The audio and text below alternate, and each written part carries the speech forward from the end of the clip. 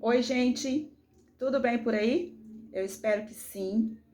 Bom, para quem não me conhece, eu me chamo Alexandra, eu tenho 40 anos, eu sou professora, eu tenho um filho de 4 anos e eu fui diagnosticada há um mês atrás com câncer de mama, tá? É um câncer ductal invasivo, grau 3, triplo negativo, tá? E antes de eu começar a falar um pouquinho sobre isso, eu queria explicar a proposta desse vídeo, por que eu tô fazendo esse vídeo. Quando a gente recebe o diagnóstico do câncer, é inevitável que o mundo desabe, você entra num buraco e você não consegue enxergar uma saída.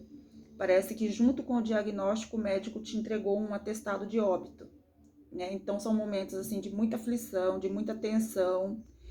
E quando você, depois que você consegue assimilar um pouco, porque nunca é 100%, mas quando você consegue assimilar um pouco esse diagnóstico, você resolve compartilhar com aquelas pessoas mais próximas, né? Que você julga, assim, merecerem uma informação dessa sobre a tua vida. Aquelas pessoas que você acha que de alguma forma elas se importam com você. E foi isso que eu fiz, né? Eu compartilhei com as pessoas mais próximas, eu contei para as pessoas mais próximas, e naquele momento foi assim uma enxurrada de mensagens, de ligações, das pessoas preocupadas, de mensagens positivas. Eu me senti muito acolhida, eu me senti assim coberta de amor e de carinho. Só que esse momento ele passa, certo? Depois disso, as pessoas voltam para a vida delas e tá tudo bem. Elas voltam para os afazeres dela, para a família, para os amigos, para o trabalho. Elas voltam para a vida dela. E nesse momento, você é tomada por uma solidão muito profunda. Não é culpa das pessoas, tá? Essa luta é sua, é de quem tá passando por isso. Mas é inevitável. Eu fui tomada por uma solidão muito profunda. E quando eu falo solidão, eu não estou falando de companhia, tá? Porque eu tenho sempre minha família, meu namorado, meus amigos. Se eu der um grito de ai aqui, eu sei que aparece um monte de gente aqui. E não é solidão de companhia que eu estou falando, é solidão das emoções. Porque é um turbilhão de emoções, é um turbilhão de pensamentos, de dúvidas, hora 100% positiva, que vai dar tudo certo, hora nem tanto, hora você só quer ficar deitado, aí você quer ficar chorando. E aí as pessoas dizem muito, o que elas mais dizem, você não pode desanimar, você tem que ser forte, levanta a cabeça, não chora. E eu não conseguia parar de chorar, eu não conseguia essa força que as pessoas diziam que eu tinha que ter. E aí eu ficava me perguntando, será que eu sou tão fraca assim? Será que sou só eu? Será que as outras pessoas que passam por isso não se sentem assim? E se elas não se sentem assim, como elas conseguem isso? E aí o que que eu fui? O que que eu fiz? Eu fui pro YouTube. E eu assisti vídeos, eu assisti depoimentos, eu assisti aulas, eu assisti lives, eu assisti muita coisa. E foi ali que eu encontrei companhia.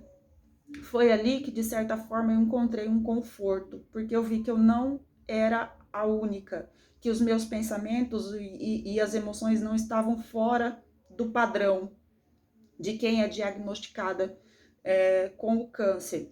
E a proposta desse vídeo é exatamente essa. Eu quero que algum dia alguém que esteja passando por isso encontre uma companhia nesse vídeo, encontre de certa forma um conforto e principalmente que ela saiba que ela não está sozinha, tá? Então assim, se esse vídeo não faz sentido para você nesse momento, só agradeça a Deus. Só agradeça a Deus e segue a vida, tá? Mas em nenhum momento pense em criticar.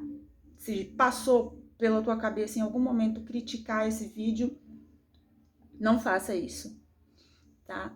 E eu vou falar um pouquinho do diagnóstico, tá? Em junho eu fui ao ginecologista para rotina, consultas, né, normais de rotina, né? Eu costumo fazer esses exames de rotina com o ginecologista uma vez por ano. sempre nesses meses de junho e julho, que é férias da escola e fica mais fácil, né? Porque eu sei que são vários exames que eles pedem, então assim, tô mais tranquila, né, para fazer esses exames. E eu fui para o ginecologista em junho, e chegando lá, ele perguntou para mim se a senhora tá sentindo alguma coisa, tem alguma queixa ou é só rotina mesmo? E eu disse, não, é só rotina mesmo, não senti nada. Ele falou, ok.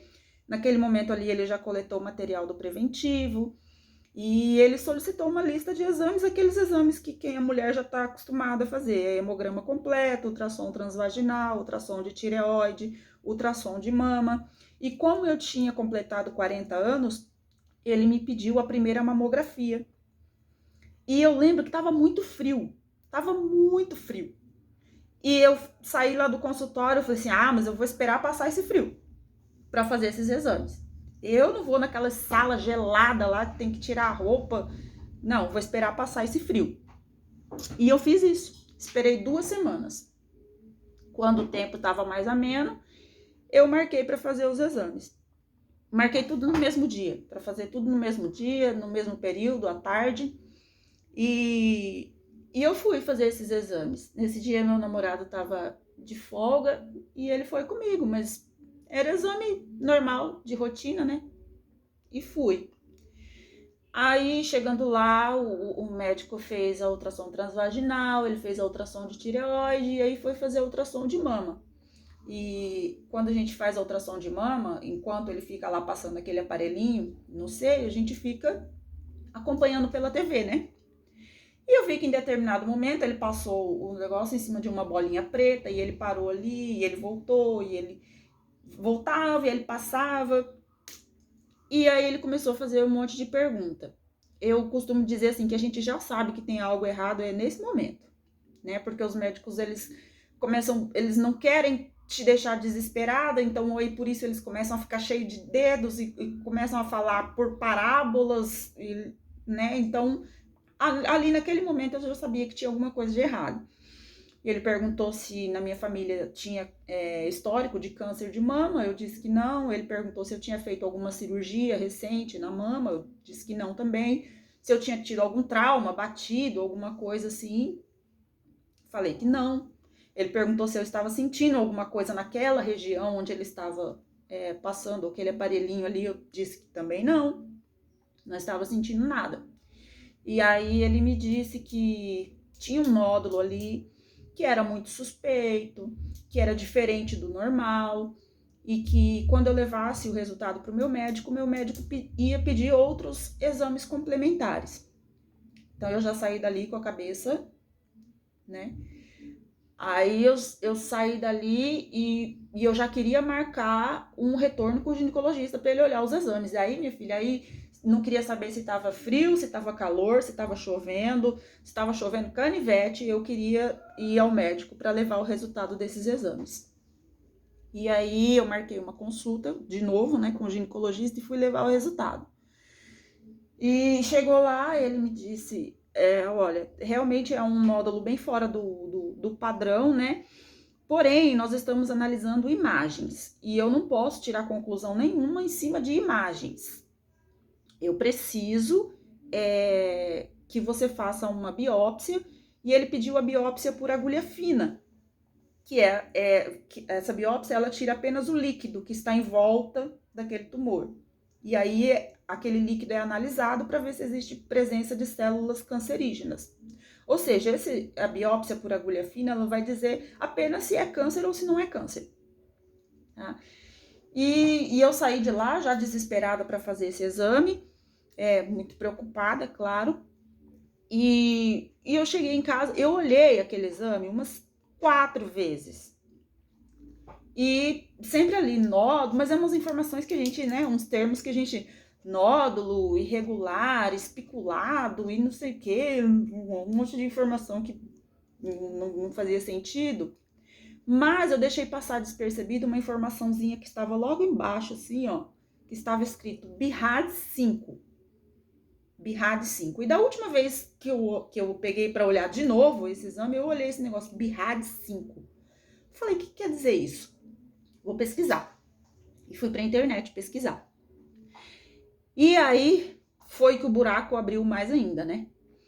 Eu descobri que BIRADS é uma classificação que eles usam de acordo assim com a probabilidade daquele tumor ser cancerígeno. Essa classificação ela vai do 0 ao 6, BIRADS 0, BIRADS 1, BIRADS 2, BIRADS 3. O 6 é quando você já tem um diagnóstico de câncer, tá? Quando você vai fazer algum exame e tal, e já é constatado que você tem câncer. Então, eles colocam embaixo BIRADS 6.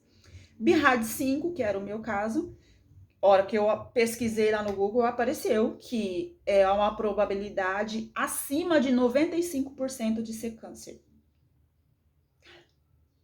Vocês podem imaginar, né? O desespero. Comecei a compartilhar com meu namorado, com os amigos mais próximos, com a minha mãe, com a minha irmã, pelo amor de Deus. Eu tenho 95% de chance de ter câncer. Eu tenho 95%. E aí demorou uma semana para essa biópsia ficar pronta, que mais pareceu um mês, e nesse período adeus sono tranquilo, adeus alimentação, adeus vida normal. E aí depois de uma semana ficou pronta essa biópsia e eu fui levar para o médico.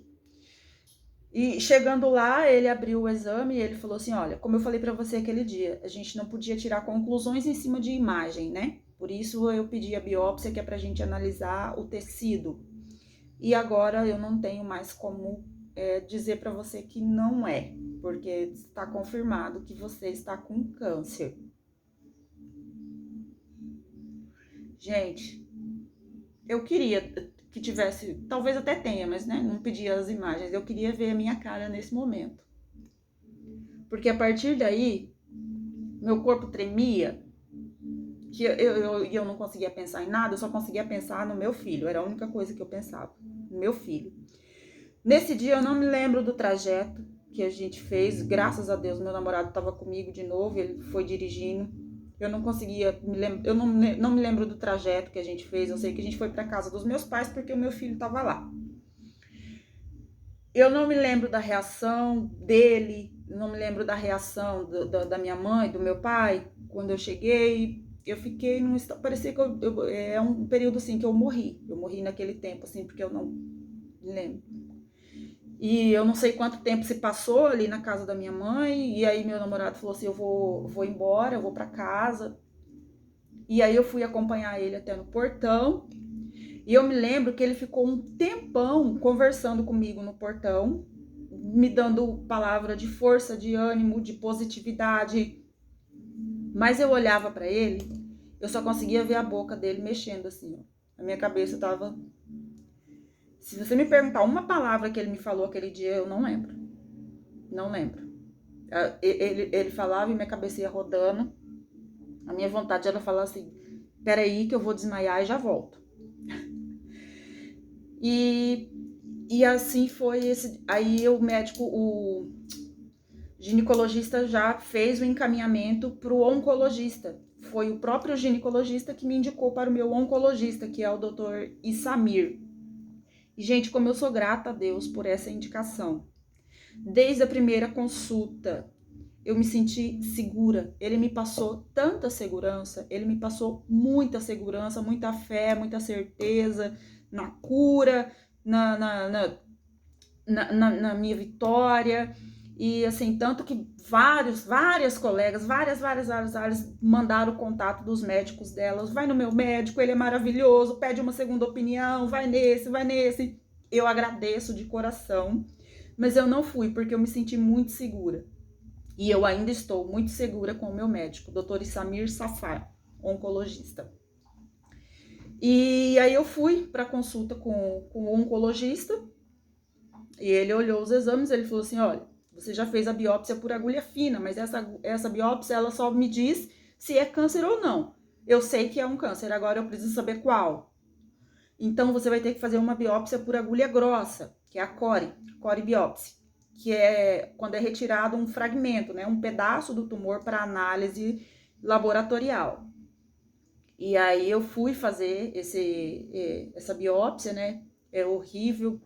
No meu caso foi muito dolorido, foi muito doloroso, porque como já tinha feito a biópsia por agulha fina, já tinha mexido, então estava sensível. E aí eu fiz a biópsia por agulha grossa. O resultado saiu, acho que em uns 4 ou 5 dias, mais ou menos. E eu fui levar o resultado para ele, mas quando eu cheguei lá, ele já tinha o resultado, porque o laboratório já tinha mandado para ele. E eu cheguei lá, daí ele me passou o diagnóstico, que eu tinha era um câncer, e ele era ductal, ele era invasivo e ele era grau 3. A partir desse momento, eu não quis mais pesquisar sobre isso. Eu não quis mais saber. Eu sei que tem o invasivo, eu sei que tem o infiltrante, mas eu não sei a diferença entre um e outro, e eu decidi não mais pesquisar. Porque se fosse uma informação ruim, isso de forma alguma poderia afetar a minha crença e a minha esperança na cura. Se ele fosse bom ou ruim, se fosse o melhor, se fosse o pior, eu teria que enfrentar da mesma maneira. Então, saber que é um prognóstico ruim não mudaria nada. Só que eu achei que ali já ia resolver o que eu ia fazer, nós vamos tirar, nós não vamos tirar, mas não. O médico me pediu mais uma série de exames. Ele me pediu o exame de imunohistoquímica, que eu nunca tinha ouvido falar nisso. E além disso, ele me pediu um exame, um estadiamento de todos os outros órgãos do corpo. Todos os órgãos da região do tórax, todos os órgãos da região do abdômen, eles chamam isso de estadiamento, que é para saber se esse câncer ele já não foi para outros órgãos, né? Se não acometeu outros órgãos. É desesperador. Porque você tá lá fazendo a ultrassom do tórax, você tá pensando, meu Deus, será? Ultrassom não, a tomografia, né? No abdômen. E aí eu fiz esses exames e também fiz esse tal de imunohistoquímica. Esse imunohistoquímica eu pesquisei assim, o que é esse exame de imunohistoquímica? O que esse exame vai dizer? E aí eu fiquei sabendo, através das pesquisas, que esse exame de imunohistoquímica ele ia me dizer se o câncer, o tipo de câncer, qual era o tipo, que ele tem nome, sobrenome e raça, né, gente? A gente só fica sabendo disso depois. Então, existiam 4 possibilidades, que é o laminal A, que é o mais comum entre as mulheres, em torno de 60% dos cânceres de mama é laminal A, laminal B, HER2 e triplo negativo. E aí, nessas pesquisas, eu já fiquei sabendo que o triplo negativo era o pior prognóstico. De todos os cânceres de mama, apenas 10%, de 10 a 12% são triplo negativo. E eu vi aquilo, né? Eu falei, meu Deus, eu tenho que orar para não ser esse triplo negativo.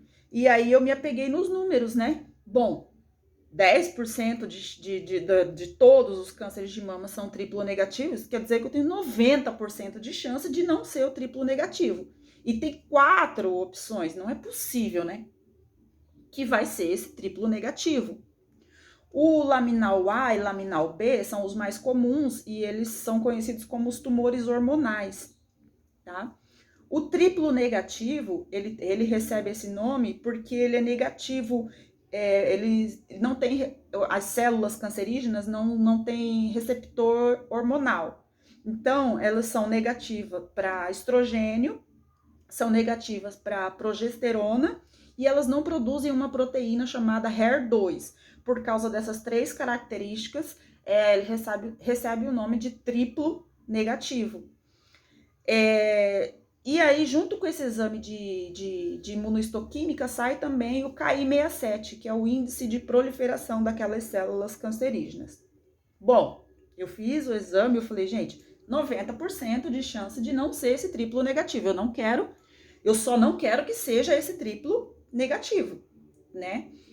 E aí, nesse mesmo momento, quando ele me passou esses exames, ele já marcou a nossa cirurgia. Ele falou, a gente precisa tirar esse tumor.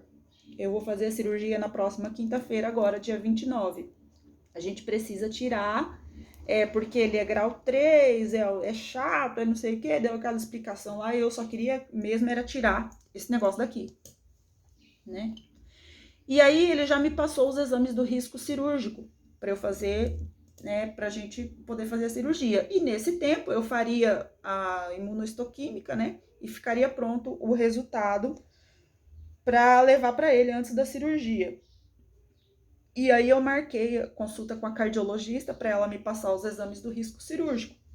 Eu estava lá no consultório dela, esperando ser atendida, quando a moça do laboratório onde eu havia feito a imunohistoquímica mandou uma mensagem para mim. Bom dia, dona Alexandra. Bom dia. O resultado do teu exame já está pronto. Eu já encaminhei para o teu médico. A senhora quer que encaminhe para a senhora também? Naquela hora, o coração dá uma parada, né? Eu falei, sim, quero. E ela mandou o exame para mim naquela hora. Quando aquele PDF apareceu na tela, assim, eu ia apertar, eu soltava, eu soltava, não tive coragem de abrir. O que eu fiz? Eu mandei pro meu namorado, copiei, mandei para ele, e eu pedi para ele, eu falei assim, abre esse exame para mim e só me diz que não é o triplo negativo. Só isso. Você não precisa me dizer qual é, nada, só me diz, só abre e escreve assim, não é o triplo negativo. E eu vi que ele viu a mensagem e ele não respondia. Aí eu falei, deu ruim. Deu ruim. Ele não respondeu. Eu falei, não é possível. Não é possível. Daqui a pouco ele mandou uma mensagem. Ele falou, onde você está? Eu falei, não, eu pensei, ele tá brincando comigo, né? Ele quer me assustar. Aí, ao mesmo tempo, eu pensei, não, ele não faria isso. Eu conheço, ele não brincaria com isso. É porque deu ruim mesmo. E eu falei que eu tava no consultório, ele falou, me espera aí, não sai daí. E naquele momento eu já desabei. Chorei, já entrei pra dentro da sala da cardiologista. A cardiologista achou, acho que pelo meu desespero, que eu estava nos meus últimos dias de vida. E ela tentou me consolar, tentou me conformar de todas as formas. Ela pediu para ver o exame, eu mostrei para ela e ela só me disse assim, vai dar tudo certo. E, meu Deus do céu, aí eu fiquei mais, né, porque eu queria que ela me falasse assim, não, mas isso aqui não quer dizer nada, não. Ela só olhou e falou, vai dar tudo certo. E eu fiquei desesperada. Enfim, eu levei o resultado dos outros, né, do estadiamento dos outros órgãos pro oncologista e o resultado da imunohistoquímica. Graças a Deus, em todos os órgãos do tórax e do abdômen, não há metástase. Metástase é quando o câncer se instala em outro, sai daqui e não sai daqui, né? As células saem daqui e se instalam em outro órgão. Graças a Deus ainda não, em nome de Jesus não vai ter. Não tem metástase, né? O câncer ele tá localizado na mama. E a imunohistoquímica mostrou que era realmente o triplo negativo. E o KI67, que é o índice de proliferação das células, estava em 50%. Como que é esse KI67, esse índice de proliferação? Por exemplo, você, com aquele mesmo pedaço do tumor que foi feita a biópsia por agulha grossa, eles utilizam para fazer esse. Eles cortam um pedacinho daquele fragmento numa lâmina e ali eles contam quantas células tem. 1, 2, 3, 4, 5, 6, 7, 8, 9, 10. Aqui tem 100 células. Tá, dessas 100 células, quantas estão se multiplicando? E aí eles contam. 50 estão se multiplicando. Então, o índice de proliferação das células cancerígenas está em 50%, o que é alto, né? Mas isso é explicado por causa do tipo do tumor, né? Que é o triplo negativo. Ele é considerado o mais agressivo dentre todos os cânceres de mama, e porque ele cresce e ele se multiplica muito rápido, certo? Nos tumores hormonais, que é o caso do laminal A, laminal B, esse KI67, esse índice de proliferação, fica em torno de 14% a 15%. Vamos imaginar que de 100 células ali da lâmina, apenas 14 estão se multiplicando. Então, assim, são tumores mais fáceis de tratar. No caso do triplo negativo, ele é um pouco mais complicado. E por isso explica também a retirada o mais breve possível do tumor, né? Para que essa multiplicação pare, né? Vai tirar o tumor, mas não quer dizer, por causa desse índice de proliferação alto, vai tirar o tumor, mas já tem muita célula cancerígena circulando no organismo, certo? Então é por isso que a gente já vai fazer a cirurgia na quinta-feira, dia 29 agora. Hoje é sábado, dia 24 de julho. No dia 29, que é a próxima quinta-feira, eu vou fazer a quadrantectomia, que é a retirada de um quadrante, né, de uma parte da mama, e depois seguir com o tratamento. Quimioterapia, ele ainda não me disse assim, verbalmente, claramente, como vai ser radioterapia, essas coisas, esse tratamento. Eu tenho informações das pesquisas que eu fiz, que no caso desse tumor triplo negativo, sempre é necessário fazer a quimioterapia por causa da quantidade de células que já se multiplicaram e estão no seu organismo, né? Mas essa informação assim, oficial, nós vamos fazer tantas sessões de quimioterapia, nós vamos fazer tantas sessões de radioterapia, o médico ainda não me passou. Então eu vou fazer a cirurgia na quinta-feira. Depois eu faço um vídeo contando como foi o pré-operatório e o pós-operatório, né? E eu repito que eu tô fazendo essa série de vídeos que eu vou fazer para que alguém no futuro que esteja passando pela mesma situação talvez encontre uma companhia e um conforto sabendo que não está sozinha, tá? Então, depois de quinta-feira, eu dou notícias para vocês. Eu quero agradecer desde já o amor e o carinho que muitos tiveram comigo, né? Uma coisa que eu queria também deixar aqui bem para as pessoas que estão passando por isso, não se assuste e não se magoe, não se permita magoar, porque nesse momento você nem pode ficar alimentando esse tipo de emoção, tá? Tem muita gente, sabe que tem muita gente que fala assim, eu já ouvi muita gente falar assim que câncer é falta de perdão. Gente, isso não faz o menor sentido, tá? Tira essa culpa de dentro de você. Esse negócio de câncer é falta de perdão, tá errado. Porque se assim fosse, gente, por que teria tantas crianças?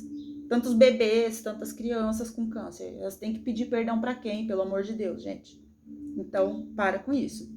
Mas assim, não se assuste quando você compartilhar a notícia, a informação com as pessoas e aquelas pessoas que você acha que mais vão se importar forem aquelas que menos se importaram. E aquelas que você acha que não faria diferença nenhuma são as que mais se importam. Isso acontece. E tá tudo bem, tá? Essa luta independente de quem se importa ou quem não se importa. Essa luta é sua. Acima de tudo, essa luta é sua. Então você precisa estar forte, você não pode ficar se alimentando dessas emoções.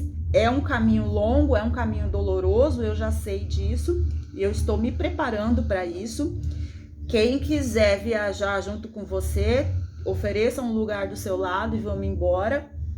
Quem não quiser, que permaneça na estação, mas que isso de forma alguma diminua a tua esperança, a tua fé e a certeza de que você irá vencer.